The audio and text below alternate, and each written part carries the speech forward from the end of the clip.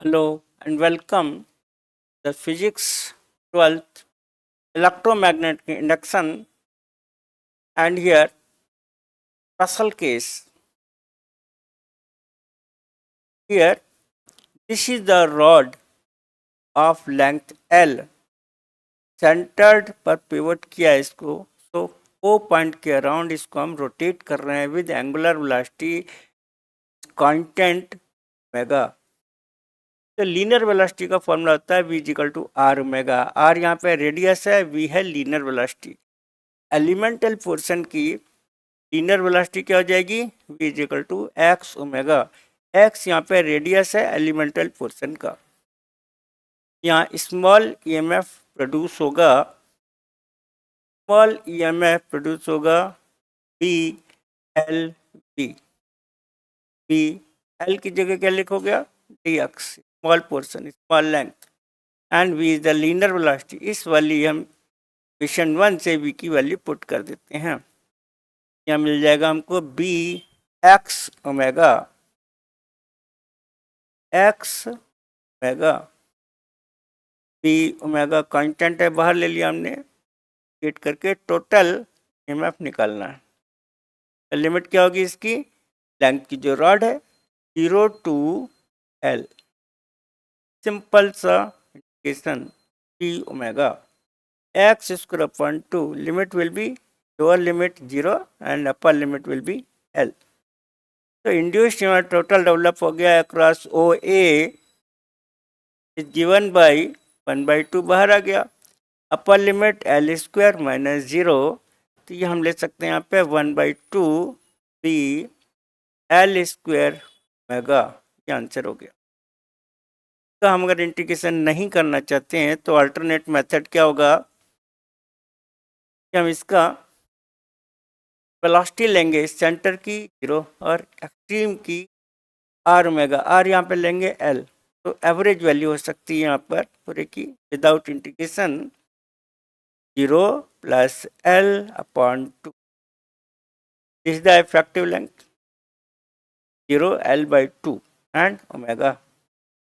यहाँ पे induced EMF हो जाएगा total B L B, B L B की जगह क्या ले सकते हो आप L by 2 omega and L length है इसकी, टोटल L यानी इस L स्क्वायर कर सकते हैं डायरेक्टली, तो ये एक ही लाइन में आ जाएगा 1/2 B L square omega without integration, and first method is with integration and second is taking the average value of velocity, so 0 at the center, maximum at point A. By using this formula BLV can easily find out BLV। Directly आप यहाँ भी लिख सकते हो induced EMF BLV, V average, तो आज भी average की वैल्यू पुट कर सकते हो तो आ जाएगा, सिंपल है। Now we are taking the self inductance. Here we are taking self inductance. Self inductance suppose एक कोई कॉइल है या कोई सॉलिड है, जैसे हम की को क्लोज करेंगे, की को जैसे हम क्लोज करेंगे तो क्या हो जाएगा, यहाँ पर इंक्रीज करेंगे करंट, पोल स्ट्रेंथ भी चेंज होना शुरू होगा, एज पर रजिस्टर को चेंज करो, डिक्रीज करेंगे करंट इंक्रीज होगी, तो pole will be developing, but ये ट्रांजिशन फेस होगा। यहाँ पे साउथ पोल बनेगा नॉर्थ, एज पर लेंज लॉ यहाँ नॉर्थ बन जाएगा, जो कि इसको अपोज करेगा। सपोज ड्राइविंग फोर्स हमारा बैटरी है करंट की वजह से ये साउथ पोल बन गया, ये नॉर्थ हो गया, तो ये वाला ये टर्न अपोज करेगा। इसका मतलब टर्न बाय टर्न अपोजिशन हो रहा है। Opposition is called self inductance of coil और solenoid. So we can define here self-inductance like is the property of a coil that opposes any change in the current flowing through it by inducing an electromagnetic force, यानी EMF produce हो जाएगा within the coil or within the solenoid। Actually क्या हो रहा है कि हम current change करते हैं, सपोज रिएस्टेट को कम करके just by closing current start growing, इस साउथ पोल डेवलप होने शुरू हो रहा है। एक एक टर्न यानी मैग्नेटिक फील्ड भी चेंज हो रही है, मैग्नेटिक फील्ड इंक्रीज हो रही है, तो ये लेंज लॉ से अपोजिशन स्टार्ट हो जाएगा। सो सपोज ये ड्राइविंग फोर्स इंड्यूस्ड ईएमएफ है, यहाँ पे ईएमएफ है ई, इंड्यूस्ड ईएमएफ की डायरेक्शन अपोजिट डायरेक्शन में है। जब तक कि फुल्ली करंट एस्टेब्लिश नहीं हो जाए सर्किट में, ये अपोजिशन होता रहेगा एज पर Lenz law. So self-inductance defined as property of a coil that or solenoid that opposes any change here in the current flowing through it by inducing an electromagnetic EMF within the solenoid or coil in itself. This opposition arises because changing current, we have discussed here, changing current creates a changing magnetic field, which in turn induces a voltage EMF that counteracts in the change in original current. इस वजह से develop हो रहा है Lenz law के हिसाब से, उसी को अपोज करेगा, and this is called self inductance. यहाँ बात करते हैं हम लोग, because of this current south pole is developing, so यहाँ पर हम लेंगे lines of force entering from south pole and exiting from the other end. So this is the south pole, this is the north pole. Induced magnetic field यहाँ develop हो रही है B not, suppose medium है यहाँ पे air, तो यहाँ पे हम देख सकते हैं magnetic field inside, magnetic field inside the solenoid, this is formula here. क्या फॉर्मूला होता है सब इसका मैग्नेटिक फील्ड का inside the solenoid, that is B naught mu naught N I, where N is number of turns per unit length. Suppose इसकी solenoid की length है L और टोटल नंबर टर्न्स हैं N, N is the number turns, यहाँ confusion अगर नहीं लिख रहा नॉर्थ साउथ पोल से, तो इसकी टोटल लेंथ हमने एल ले ली, फॉर्मूला हो जाएगा मैग्नेटिक फील्ड का। अब बात करते हैं total flux linkage, total flux linkage with coil or solenoid, that is the magnetic field, इसका एरिया, इसका नंबर टर्न टोटल, तो ये एन से मल्टीप्लाई करेंगे टोटल आ जाएगा, बी ए को करोगे तो सिंगल टर्न का, एन से नंबर टर्न से मल्टीप्लाई कर दिया तो टोटल हो गया, and A is the area. So B naught की वैल्यू पुट कर देते हैं हम लोग, यहाँ पे लिख सकते हैं ये एन बाई एल, ये भी लिख सकते हैं स्मॉल एन भी चलेगा दोनों। So putting the value of B naught from equation 1 here, so this will be mu naught, B naught की वैल्यू पुट कर रहे हैं, एन ये किए इक्वल है ये एन स्क्वायर हो गया, L A and I. From this equation 5, total flux is directly proportional to current in the coil or solenoid. इसको हम लोग प्रोपोर्शनलिटी कांस्टेंट लगा रहे हैं, दैट इज एल, एल को ही बोलते हैं हम लोग यहाँ पर, एल को ही बोलते हैं यहाँ पे से सेल्फ इंडक्टेंस, और कोफिशिएंट ऑफ सेल्फ इंडक्शन, और you can say it is name is given self inductance, self inductance. अभी इसको डिफाइन करेंगे बाद में, पहले अगर हम कंपेयर करते हैं इक्वेशन 1 एंड इक्वेशन 2, इसको दोनों को, अब क्या होगा हम लोगों को कंपैरिजन करके from 1 and 2 we get L self inductance equal to, ये ब्रैकेट के अंदर है यही लिख लेंगे, mu naught N square A upon L. तो इक्वेशन 3 से हमको सेल्फ इंडक्टेंस का फॉर्मूला डिराइव हो गया। अब बात करते हैं, तब ये अगर इसमें सोलेनोइड में मैग्नेटिक मटेरियल डाल दें लाइक सॉफ्ट आयरन, तब क्या होगा, after introducing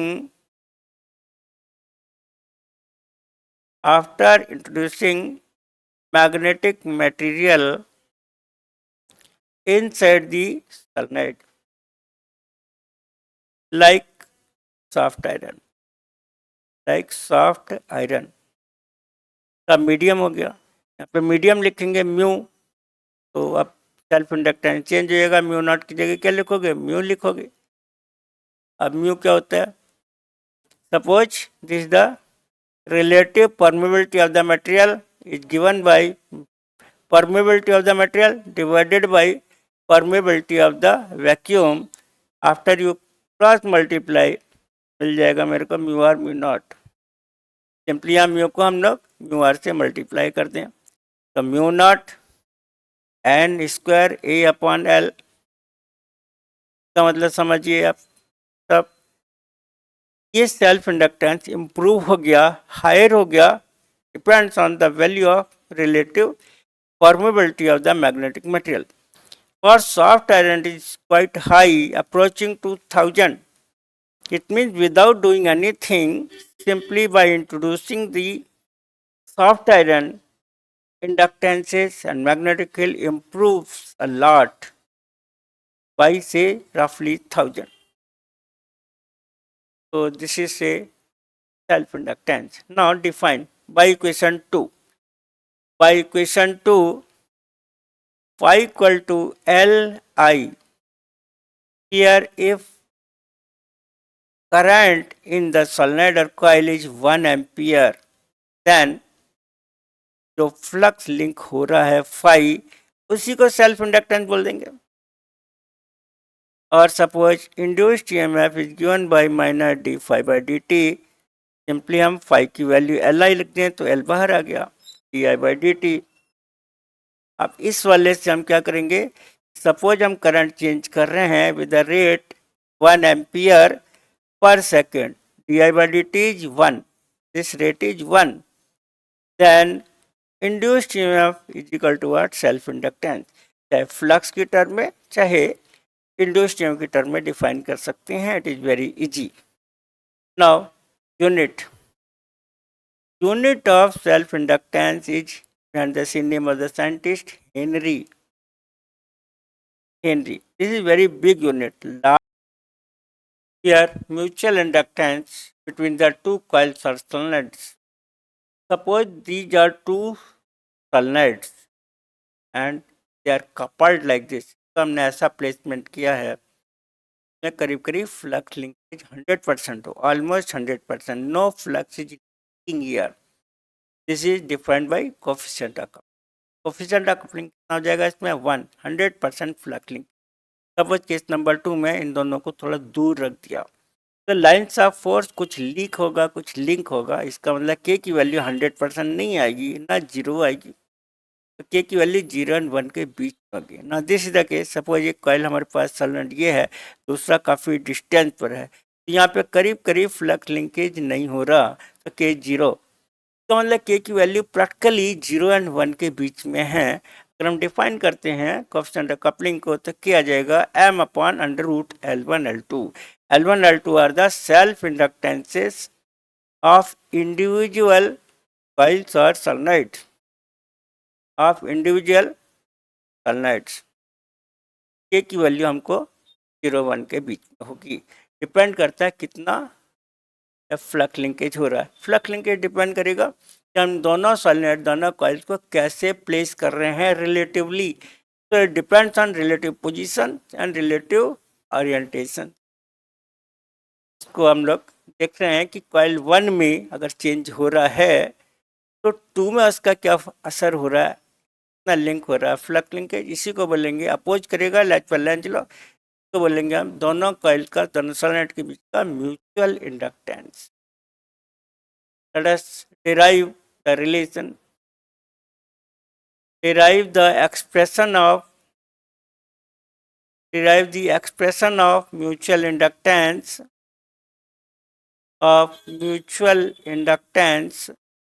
between the two solenoids,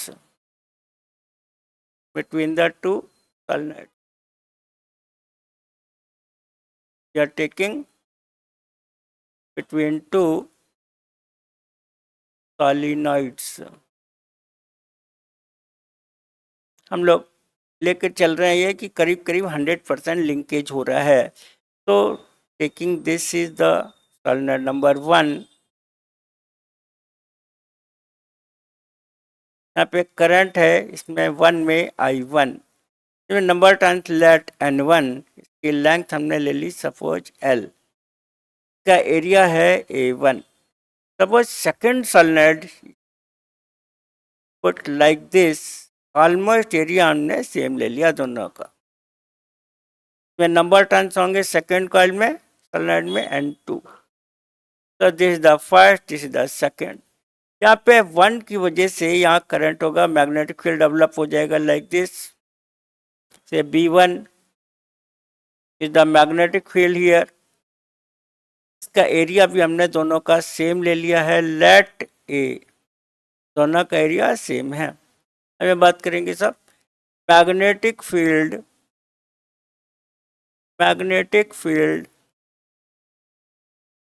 produced inside the solenoid number 1, inside the solenoid number 1. So this is B1 is the magnetic field, formula होता है म्यू नॉट N1 Ni होता है, मैं N1 I1 ले रहा हूँ। N1 की जगह क्या जैसे पहले किया था फॉर्मूले में, total number turn divided by length, इसको रिप्लेस कर देते हैं इससे, it will be mu naught N1 upon L I1। ये क्वेश्चन 1 हो गया। अब इसको ऐसे हम लेंगे 2 में लिंकेज, तो इसको हम लोग ऐसे लिखना चाहते हैं, flux linking with second to the first,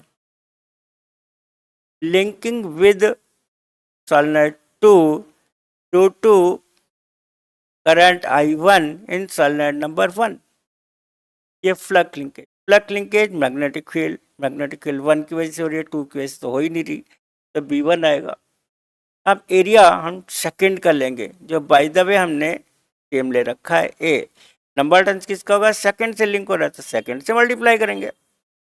तो it is clear, then putting the value of B1 की वैल्यू यहाँ क्वेश्चन 1 से इसमें पुट कर रहे हैं, तो mu naught N1 upon L, area A2 को मैं A ले रहा हूँ, N2 से मल्टीप्लाई हो जाएगा, और दिस इज I1। तो this is the flux linkage with second solenoid due to the first. इसी को हम लोग ले रहे हैं यहाँ पे 5:1 is directly proportional to I1, एक कांस्टेंट लगा देंगे, that is the mutual inductance. Again अब सेल्फ तो है नहीं, तो क्या करना पड़ेगा, 2 का 1 की वजह से इसका ऐसे लिखेंगे M21, यानी mutual inductance of second due to the first, of second due to first define कर रहे हैं। नेमिंग इसका है 5:1, यानी इन दोनों इक्वेशंस को 1 को और 2 को अगर हम कंपेयर करते हैं क्या मिल जाएगा, from 1 and 2 we get, bracket के अंदर वाला जो है ये है 5:2 कैंसिल हो गया, 5:1 I1 कैंसिल हो गया, तो कंपेरिजन करके सीधा सीधा हमको मिल गया M21 will be equal to mu naught N1 and 2 upon L into A। ये आंसर आ गया, गिवन बाई से इक्वेशन 3। म्यूचुअल इंडक्टेंस का डेरिवेशन हो गया, जैसे हमने सेल्फ इंडक्टेंस में किया था कि अगर मैग्नेटिक मटेरियल डाल दें, सपोज सॉफ्ट आयरन और any other magnetic material inserted, magnetic material like soft iron ही नॉर्मल डालते हैं because this is available easily, number 1, and permeability relative is very high approaching 2000। ये अगर इंसर्ट करते हैं हम लोग, this is inserted inside the solenoids, then M21 dash will be simply mu की जगह पहले ही हमने लिखा है म्यू आर, तो म्यू आर से मल्टीप्लाई हो जाएगा, बस बाकी सब कुछ सेम ही रह जाएगा, इन्होंने ब्रैकेट में ही लिख दिया। इसका मतलब क्या हो गया कि ये म्यू आर टाइम इंक्रीज हो गया, म्यू आर है relative permeability of the magnetic material, this is the relative permeability of the magnetic material। तो अगर हम सॉफ्ट टर्न इंसर्ट करते हैं तो mutual inductance will be mu R time increases. अब डिफाइन करना चाहते हैं बाई क्वेश्चन 2। phi21 क्या लिखा था हमने, m21 I1। इस वाली इक्वेशन में अगर हमने क्या लिया, if I1 current one solenoid में, फर्स्ट सोलेनोइड में है 1 ampere, flux linkage is the self mutual inductance simply minus D five by D T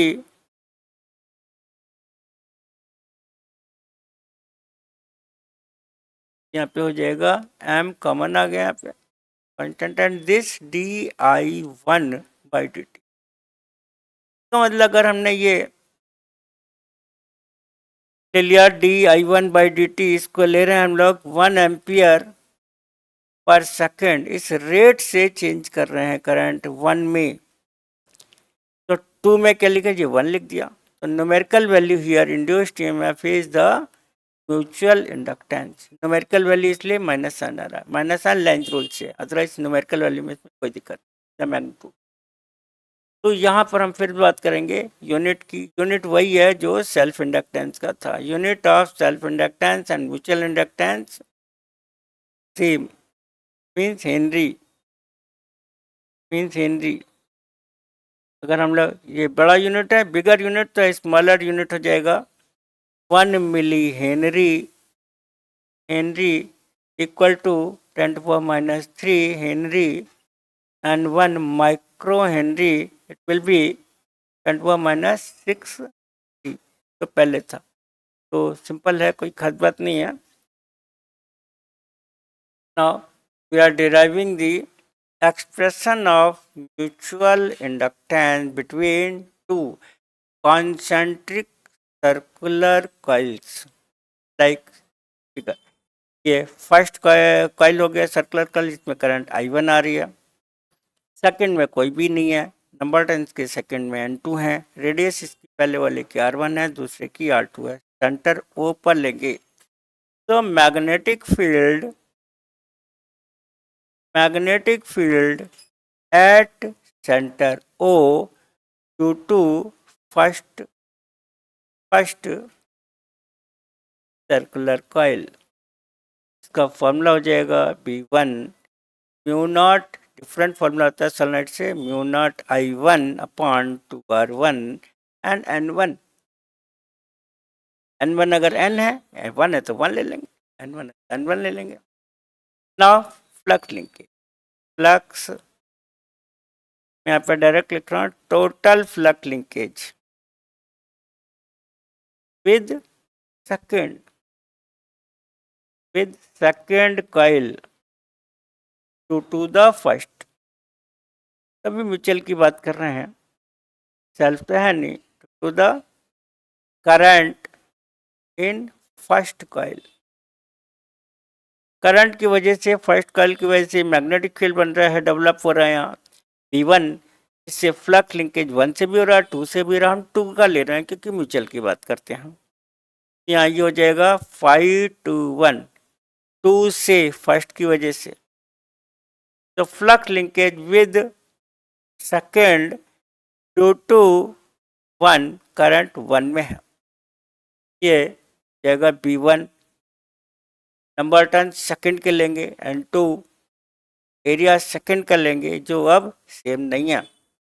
area second का क्या हो जाएगा कॉइल का, πr², यहाँ पे R2 है, तो A2 की जगह हम लिखेंगे πr²। पुट कर देते हैं वैल्यू यहाँ पे, P1 की वैल्यू है mu naught N1 upon 2R1 N2, A2 ये पे πr2 का स्क्वायर है, and this is I1।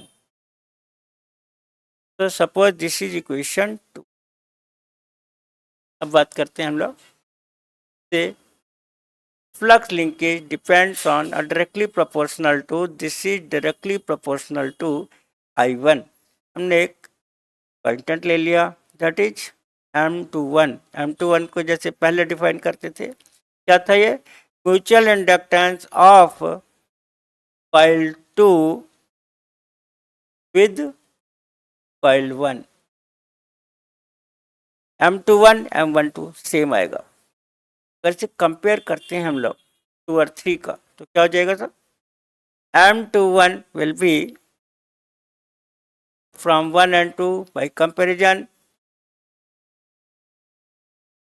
comparison we get M21 will be mu naught and 1 and 2 upon 2 R1 and here pi R2 square।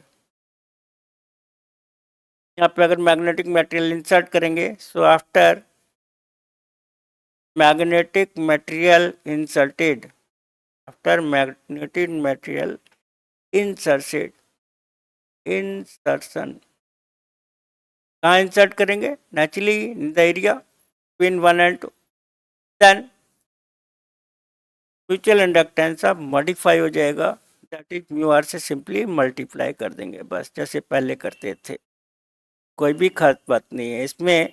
Mutual inductance mu R time increase हो जाएगा, इसमें increase हो जाएगा। So here mu R time increment हो रहा है। This is